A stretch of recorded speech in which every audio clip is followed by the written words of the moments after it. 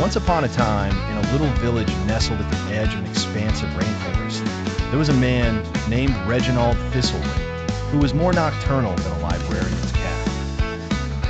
Reginald had a rather peculiar problem.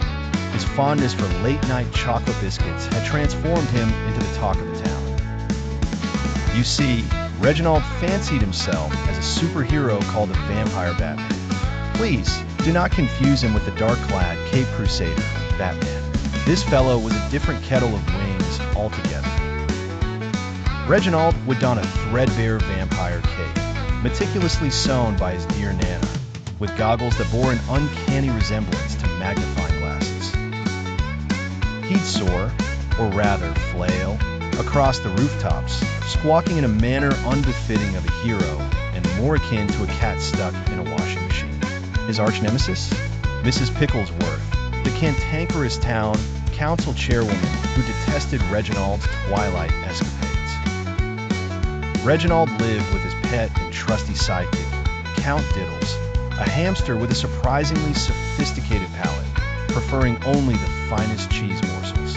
Together, they aimed to rid the town of its most nefarious evil, unattended garden gnomes.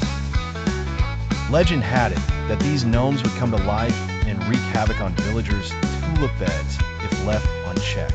Of course, no one quite believed this apart from the children and a rather confused retired dairy farmer.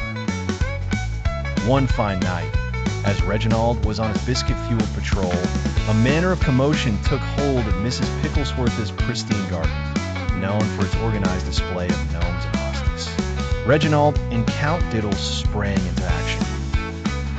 In a series of spectacularly unimpressive somersaults, Reginald found himself amidst the garden gnomes just as Mrs. Picklesworth appeared, brandishing a torch like an avenging angel of fair municipal order.